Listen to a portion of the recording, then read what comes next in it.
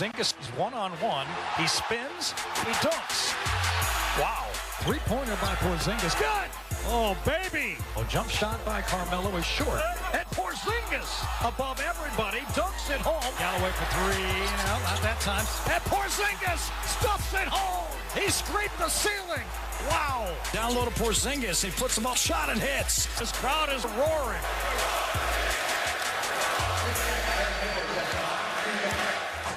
Kristaps Porzingis has another big night for the Knicks. 29 points and 11 boards and a win over the Hornets. Stephen A., what is your reaction to all this Zing love in your city? I got to admit, I'm stunned.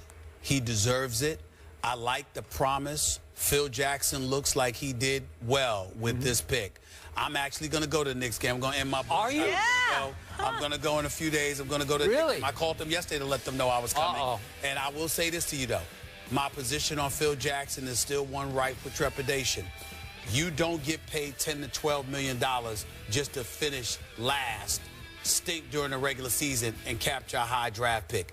As an executive, with his cachet, his name recognition, you have to show me you can go out there and recruit a marquee free agent. Otherwise, you ain't no different than Sam Hinkie in Philadelphia, who couldn't recruit anybody out of a paper bag. He's just trying to build off of the draft. So are you willing to admit that the future is suddenly now for your Knicks thanks to a 20-year-old I wouldn't say who's 7'3" That's a zinger, I wouldn't say the future is now. What I would tell you is that I like Porzingis a lot. 29 and 11? Well, that's against Charlotte, but Did you see the like dream shake? I like him him a lot. See the putback dunks? I saw it. See the easy threes? I saw it. It's a little bit awkward. Got to put some weight on his bones. You'll see what happens. Do you realize he's putting pressure on Melo to live up to Porzingis? Yes, he is, and I like that. I like that. I'm very pleased with what I'm seeing for the New York Knicks. I want to state for the record, you should go and support the Knicks. My boycott is over. One thing for me, please take a selfie with Porzingis. Please, please send us that. That was our Chris Carter earlier today on Mike and Mike, speaking out about the lack of recognition for white NFL receivers. We welcome in Brian Dawkins to the desk. Good to see you. Good to see you as well.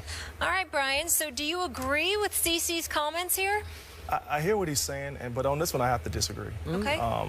I think that if you look at Wes Welker and Edelman, I think that a lot of it, I think Tom Brady takes away from what they do. I think sometimes even goes with Peyton Manning with some of his receivers. Because of what Peyton is, as great as he is, they say that you can just put anybody in those offenses and they'll have success. I think that when you look at the receiver position, for whatever reason, it's become, well, I do know the reason, but because of the athletes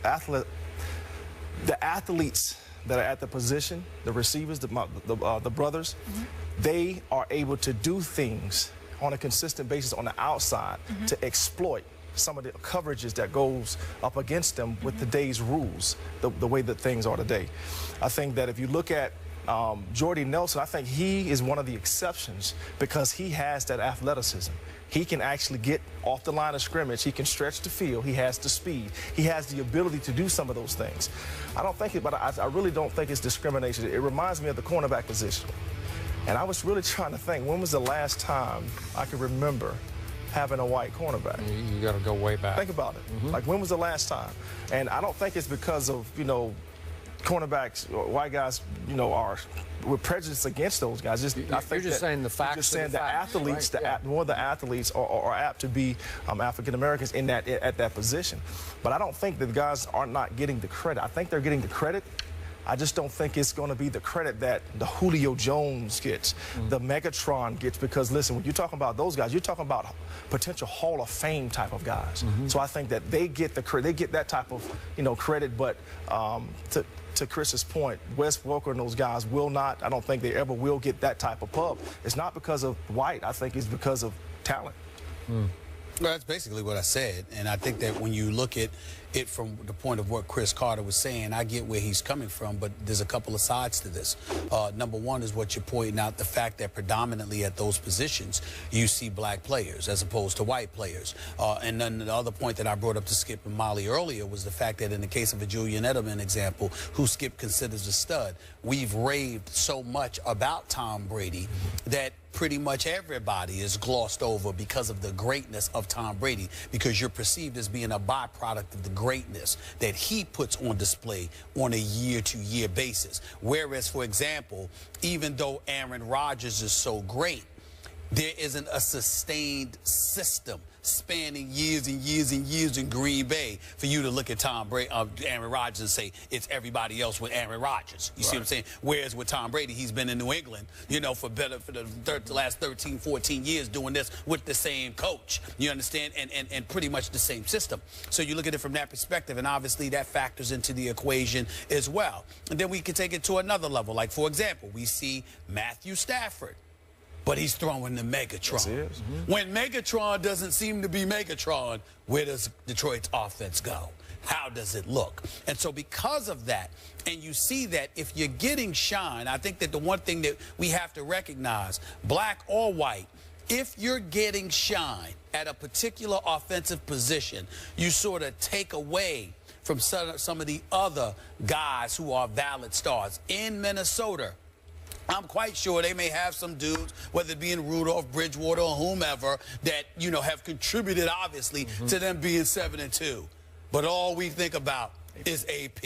Adrian Peterson. And especially in the NFL, with that shield, helmets on, shoulder pads, equipment, people not having a personal relationship with you from a visual perspective because you're wearing that equipment and this sort of hides your identity. Combined with this fixation on promoting the shield and those 3 letters, all of those things added to the fact that there are particular athletes who get the most shine. I think all of those play a role in diminishing the sizzle that the white receivers could potentially get. But it ain't many of them, and that also is a reason why. Can I add to that also? When you go into a game and you're going to prepare for a team, as a defensive coordinator, as a defensive player, we look at receivers and say, okay, who do I have to roll coverage to because of their greatness, because of how the team either uses them? For instance, Randy Moss, all right? When he was in his heyday, there's only so many guys I gave that type of respect to line up maybe 15 yards deep instead of 10 to 12. It's because of what he can do. So, again, I think because of the talent, you look at things a little different. You see, we've seen things a specific way for so long, and it's been those guys outside, Megatron, those type of guys, that now we're getting more of the long, linear type receivers instead of the short, quick receivers, and some of the white guys are the short, quick receivers, and they work in the slot better. Well, Skip, to piggyback off of his point, remember Barry Sanders running back for the Detroit Lions. With other people, you look at guys, and, you know, you had this dude, the Hitman, or somebody like him, playing against Barry Sanders at that time, playing against anybody else. You're trying to cave their chest in. You're trying to smash them.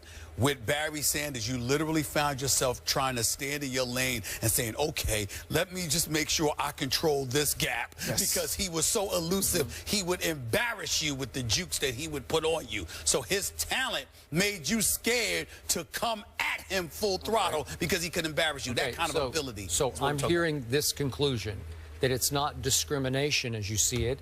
It's simply the white receivers don't deserve that much credit because they're not that good.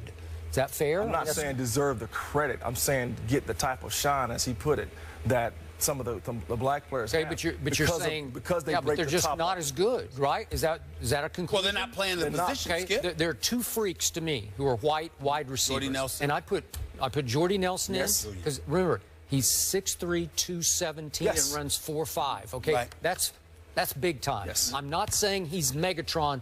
I do think he was having Megatron-like impact for Aaron Rodgers. I don't think Aaron Rodgers has been nearly as good without Jordy Nelson. Okay, so it's a big deal. That's a lot of credit I'm giving Jordy Nelson. I think Julian Edelman is a little freak. He's not as big. Again, about 6 feet tall, maybe 200 pounds. But listen, he is 4'5". He has rare quickness and reasonably great speed downfield. They can split him outside, and he can run by people too. I'm not saying you roll coverage to him, but he can hurt you by running by people. Let me ask you this, because you actually are better to answer CC's proclamations than either Brian or myself with the question I'm about to throw at you. You talk about Julian Edelman and how much of a little freak he is. Stephen A., I'm sorry to cut you off. Hold that thought and that question. We have to go to break really quickly, but we're going to stay on this subject and come right back to it. More in just a minute. Welcome back into First Take. Brian Dawkins is still here with us, and let's pick up where we left off. Stephen A., you had a question for Skip. I had a question because based off of what Chris Carter said, I think more so than Brian Dawkins or myself, Skip, you're the perfect person to answer this question.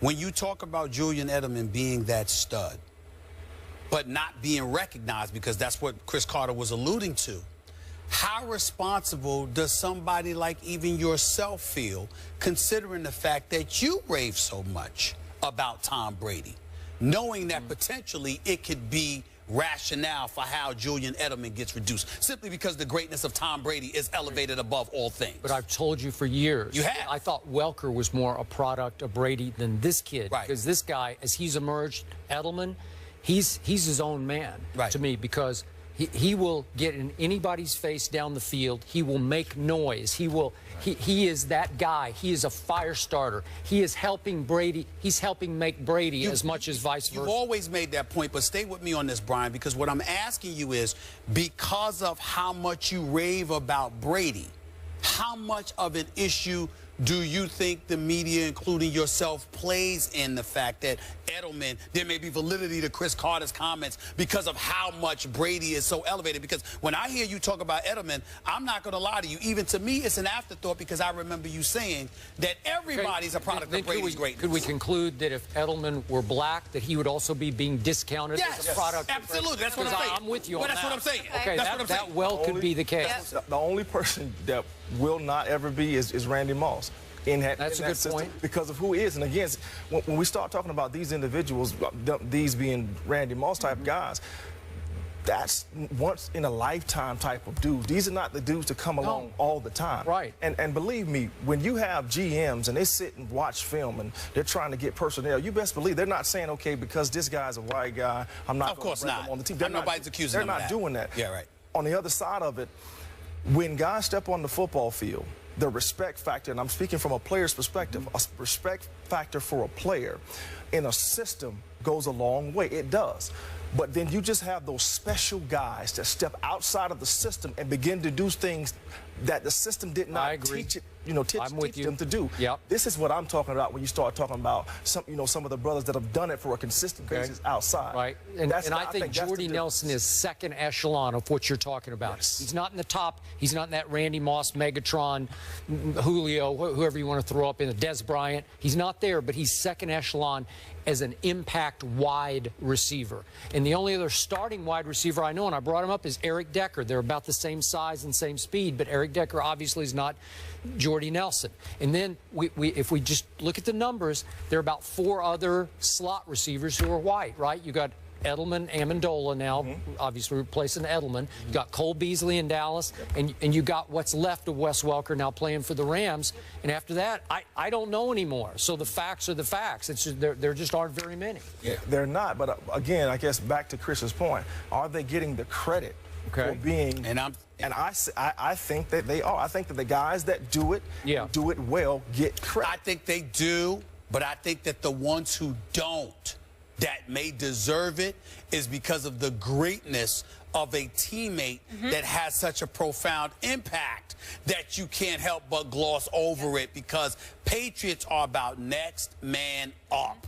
Even no matter who goes down, because we got the ninja, we got Tom Brady. Enough said. And when that happens, that is what Brady contributes that's the shadow over those guys. That's what I think.